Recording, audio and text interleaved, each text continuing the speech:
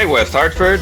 Chris Printis here. It's good to see you guys again. We are in fantastic company today. You guys don't even know. We're joined by a well-accomplished gentleman here. His name is Mr. Lee Hawkins. This guy is a New York-based journalist, all right? Special correspondent for the American public media. Nearly 2 decades spent with the Wall Street Journal as a reporter. He's a Pulitzer Prize finalist. And on top of all of that, he's an author of a very critically acclaimed book. The book is called I Am Nobody's Slave: How Uncovering My Family's History Set Me Free. Mr. Hawkins, how are you today? Hello, Chris. Good to see you. Thanks for getting the title right. I know that's a mouthful, but No, it's an important title. Yeah. Thank you. Yeah, I always want to encourage people to study their family history. And so, Yeah. because it really changed my life. Okay. Okay. So just so everybody knows up top, this gentleman does have, you guys know where Blueback Square is. He's going to be at the Barnes & Noble at Blueback Square on the 20th. There's a book signing, there's a Q&A, there's an author talk, all that stuff. Get there at 1 p.m. and you get a nice little meet and greet. At 3 p.m., the author talk begins, and you get your book signed and everything. You meet the man himself. But before we get to that, I just want to know, this is such an interesting topic. I read a bit about it. I saw a couple of interviews that you had done about this book, and I saw that so many people have been recommending this book. Like I said, it's critically acclaimed. What set you on this journey? What was the provocation to go uncover your family's history? Chris, it was a deep curiosity about my father's childhood in Alabama. You know, I grew up in Minnesota because my father moved from Alabama when he was 12 years old to live with a sister and her husband who had already done what we call the Great Migration North.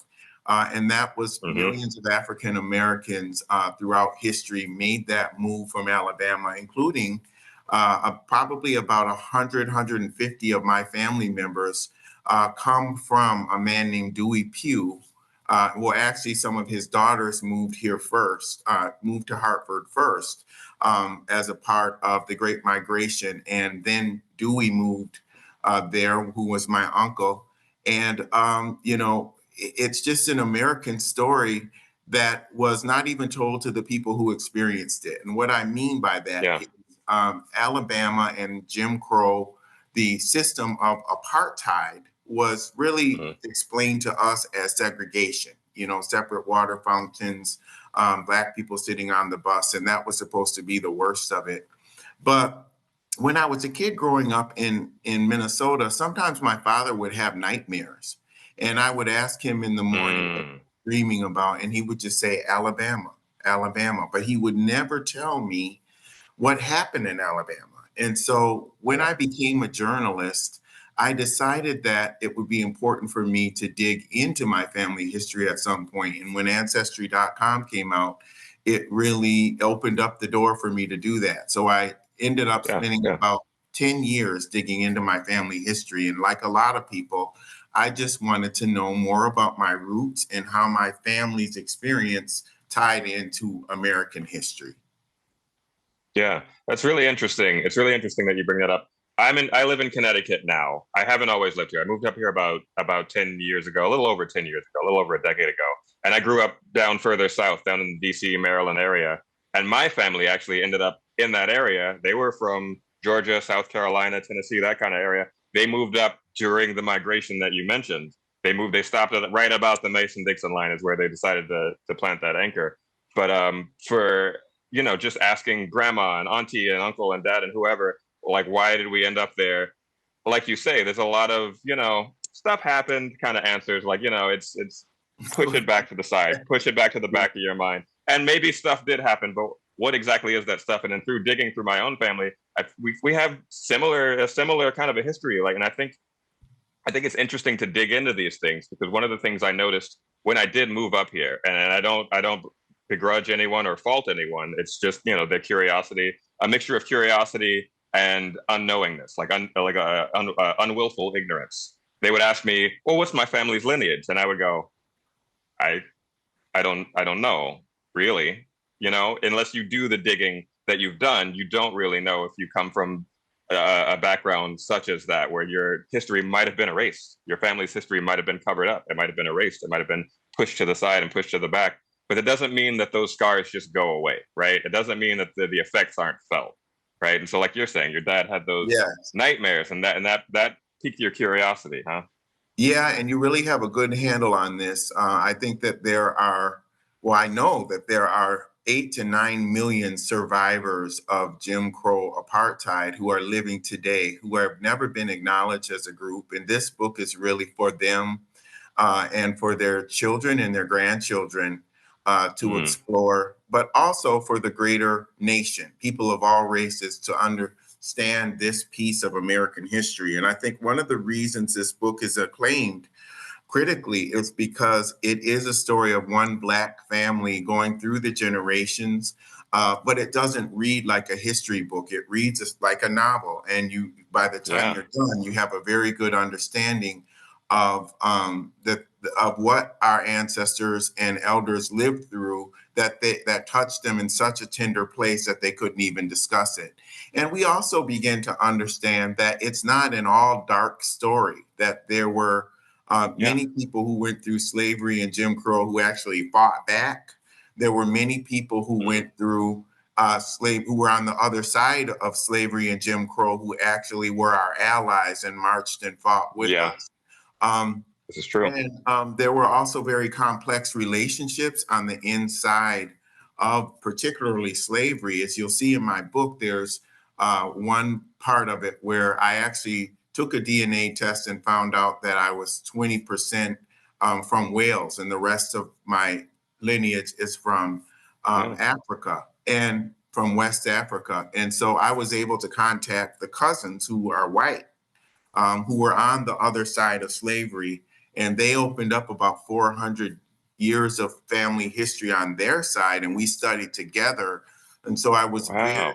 able to get a very deep understanding of how colonization affected my mindset as a kid and through the generations, and also how being on the other side of slavery affected them, how it affected, having ancestors who were in the Confederacy, and both of us having ancestors who were in the Confederacy. And really, I think it gave us an understanding of how to approach American history in a much more complex way, instead of Mm, sugarcoating everything, and understanding that yes, there was light, but there was a lot of darkness. But if we really love the country and we want to improve the country, the most patriotic thing we can do is to study the history of our country so we can figure out where the yeah, mistakes were and move toward that more perfect union. Because, yes, we had slavery, but we also had abolition.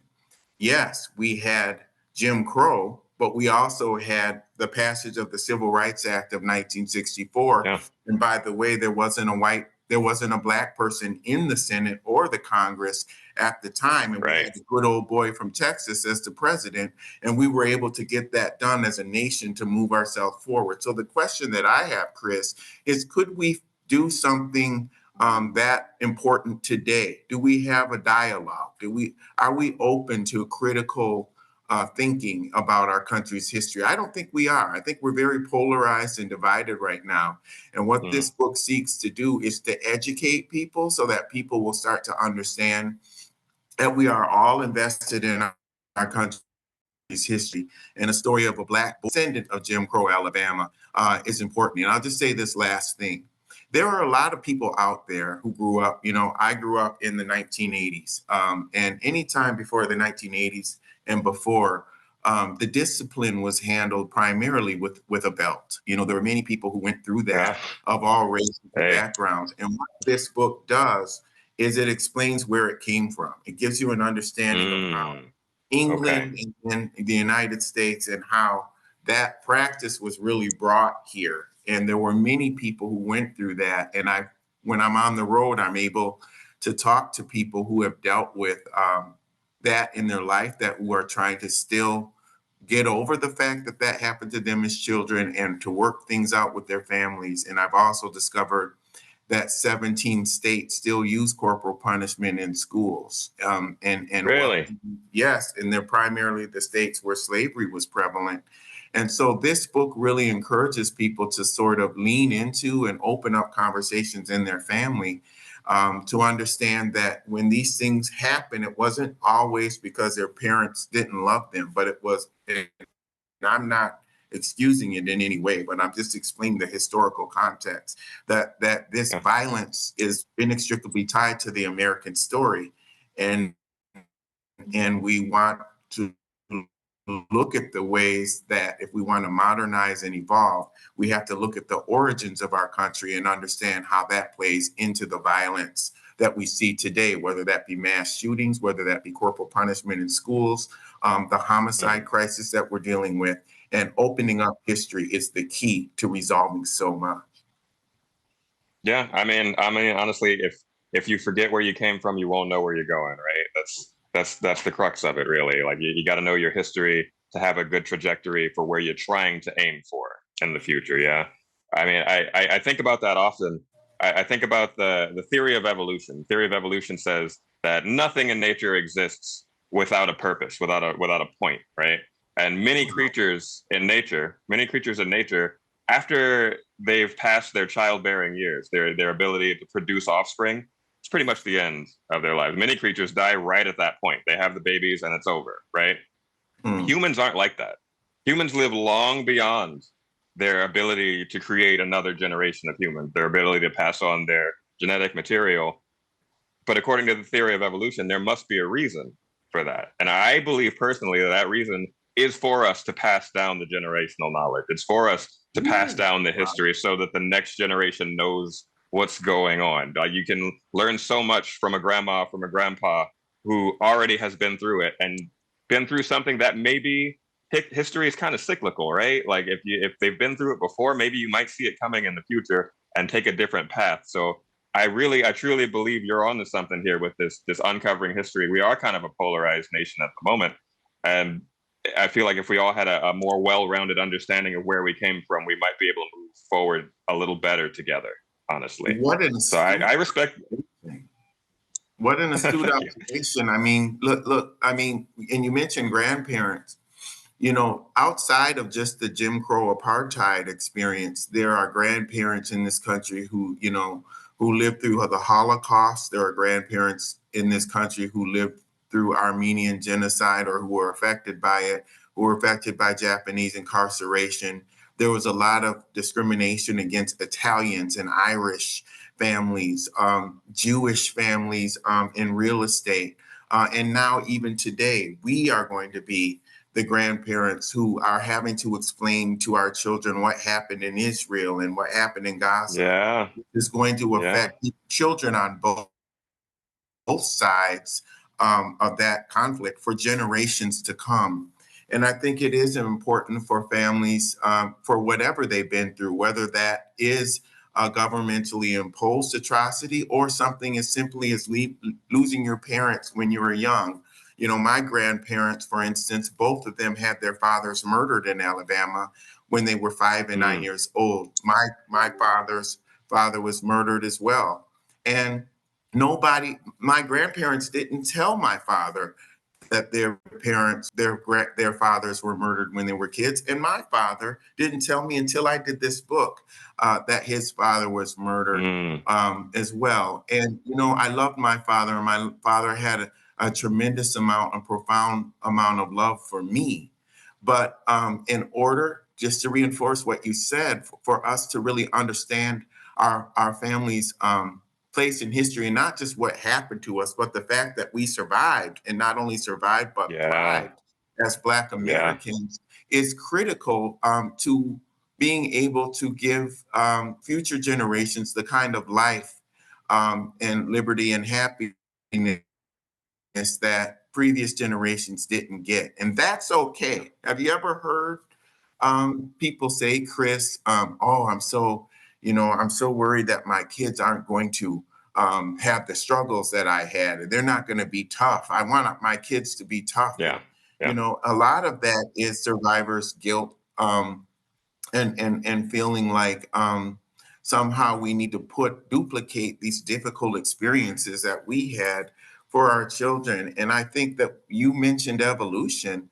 Part of evolution is moving past that and it's having the wisdom to change. allow your children Yeah, to experience liberation and freedom yeah. Evolution and means be okay change. with that. Yeah, yeah. Yeah. That's awesome. That's really good. So So I wanted to ask you, you're coming here on Sunday. You're going to give your book talk at the Barnes and Nobles. Once again, he's going to be there at 1 p.m. Don't you miss it. You know where it's across from the Kilwins, right over by the Cheesecake Factory. You know where it is. He's going to be there. Who would you encourage to come to this? Somebody's on the fence, right? They're like, I don't know. This might be kind of heavy. This might be maybe not something I'm into. Who's the target audience? Who's the person who you believe should be there? I think, first of all, anybody who's from Hartford who wants to hear more about the people who moved from the South to Hartford in particularly, you're going to see, I have a lot of family who will be there who really, in their own way, don't always know about the story of how we ended up there. And so we'll be talking a lot about that. I think anybody who studies family history in general and has really focused more on when people were born and when they died, but do not always know how to do the research to be able to get deeper into their family stories.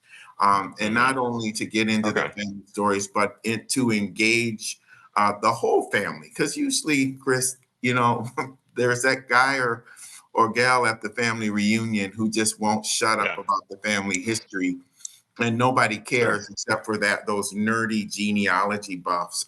So of course those nerdy genealogy buffs should come, but I think that who else should come is the people who don't necessarily realize it, but that the more elders who die in the family, the more unlikely you are to know that critical oral history. And so, when you go into a room at a family gathering, you should always find the oldest person in the room and record them because, as Alex Haley said, when elder dies, it's like a library burned down. And so, yes, it's a heavy subject, but it's also a subject of family and community. Because I will have family there. There will be a lot of people from the Hartford community who want to celebrate the abolitionist culture and history in Hartford. That Hartford had an abolitionist history. It's also an anniversary of the ratification of the 14th Amendment this weekend. And I think it's important to think about voting rights and how critical they are to today. So I think anybody who's curious about American history has an open invitation to come to Barnes and Noble and to figure out how we can use history to heal intergenerational trauma and to lean into the resilience of the previous generations. Remember something, there's a lot in our country history and our family's history that we could focus on that would just be negative. But one of the things in the bright spots when we look at the Constitutional Convention, and even when we look at some of the speeches of Abraham Lincoln, they really wanted America to push towards a more perfect union. They knew that they didn't have the tools or the political capital to do it at that time, but it was placed upon us to do it. And I feel the same way about our ancestors. There were a lot of mistakes that our ancestors made. There were mistakes our grandparents made. There were mistakes that our parents made. But wherever they are, whether they're still with us or whether they've transitioned, they want us to perfect the bloodline and to make it so previous generations will not be beholden to the mistakes that they made, that we can break toxic cycles.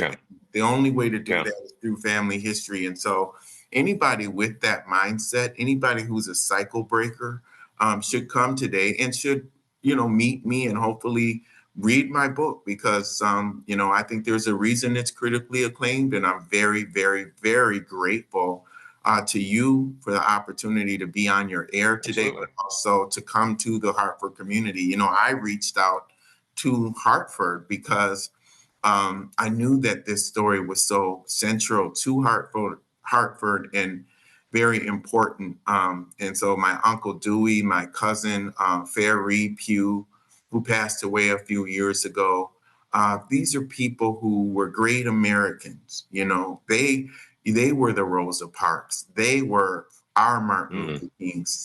There are sure. millions of people across this country um, whose names you may not know, who participated in the civil rights movement that pushed America to become American and made it so that it was that for all but 60 years of our country's existence, Black people and minoritized people had not been equal to a white person under the Constitution. The Civil Rights Act that Black Americans pushed for and ultimately got passed opened up all the rights, more rights for women, um, for Black people, for Latinos, for Asian, for Yeah. LGBTQ, for Middle Eastern, for all of the different people who were not able to participate fully in the democracy. And now we are in a position where everybody, at least on paper, has a right to Sure. participate in the democracy. And so the key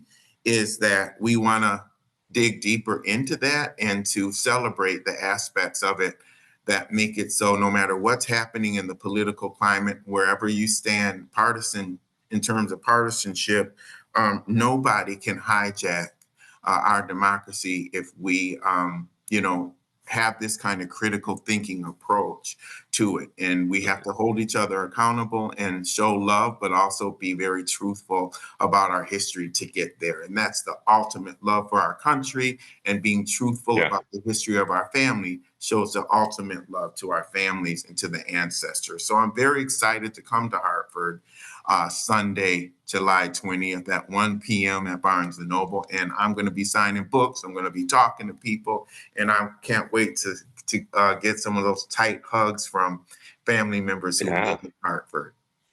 That's awesome. You got some family coming to see you when you get there? Oh When you get yeah, to the that's Barnes what and I Noble? mean. Oh yeah. I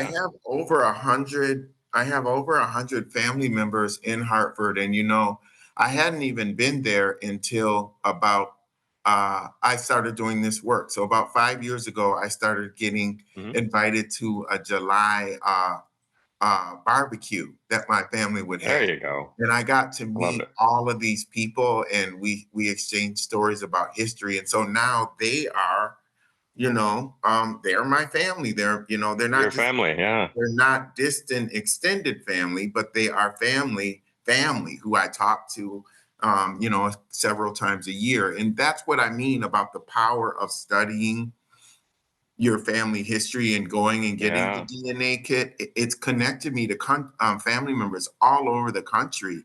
And I just met another one in Boston. And so, it's important if you're on the fence about doing that, to do it. And if you have done it, but you haven't reached out to those cousins whose email addresses you get, it's important to, at least for the first and second and maybe even the third cousins, it's important to maybe send those people an email if you're in their town and, Mhm. meet up with them and say, hey, let's have coffee in my hotel lobby.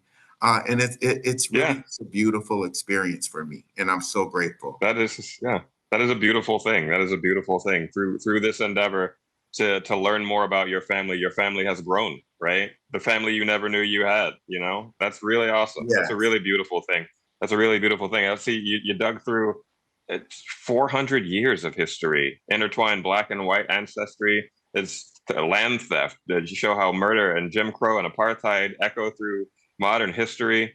That's what the book's all about. It's about healing forward from what we learned from the past. Yeah, And I love that. one thing I really want to point out is that when people hear, oh, this book's about enslavement, oh, this slavery, oh, I'm so tired, I'm so fatigued, it's over, none of these people who are alive today lived through slavery. That attitude is a Yeah, shut down attitude.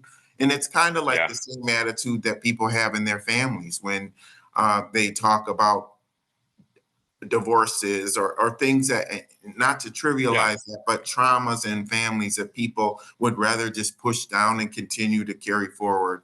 And what we found that keeping secrets pretty much makes people sick and ultimately kills It them. makes you sick. Yeah, And yeah, my point is that one of the most beautiful things, Chris, about this experience has been meeting my family members on the other side of enslavement and understanding that while I thought they wouldn't be open to studying this history, they were very open to studying the history and discussing the history, various levels. Some of them, I have one cousin who's, elder, and he's, in his late 80s, and he's very much more into the Civil War collection of archives and things. But then I have other cousins who are much more interested as well in healing work and understanding Sure. how important it is, not to beat people over the head and make them feel guilty for things that Sure. happened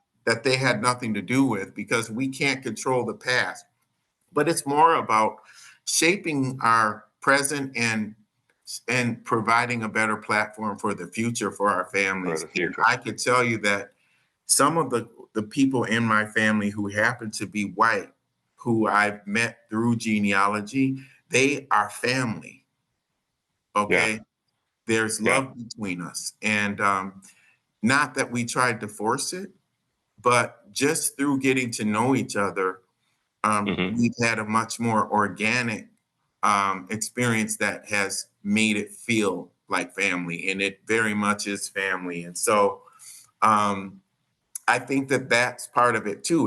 This doesn't need to be a gathering of all Black folk. I mean, it really should be people from all backgrounds who are experiencing curiosity about maybe Sure. slavery in their own family, and how to reach out to the other side so we can begin to process in the ways that Yeah. we have not as a nation up to this I point. agree.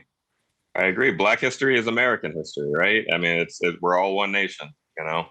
Um, I really love this. I really love this. I'm going to try my darndest to get there, at least for the Q&A section, this Sunday, the 20th. Hey, weha. This Sunday, the 20th, at Barnes & Noble's in Blueback Square, right around the corner from Town Hall, right across the street from the Cheesecake Factory. Afterwards, you go to Kilwin's and get yourself an ice cream cone. It's going to be a beautiful day. Come see Mr. Lee Hawkins. Ask him all the questions you've got about his family history, about slavery history, about where we should be aiming for in the future, how we can shape the present.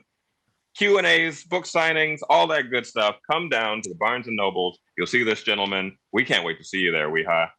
Mr. Lee Hawkins, this has been an amazing conversation. Thank you so much for taking the time to stop in with us and chat with us and put the word out there for folks. Let them know what they can expect and learn on Sunday when they come to see you.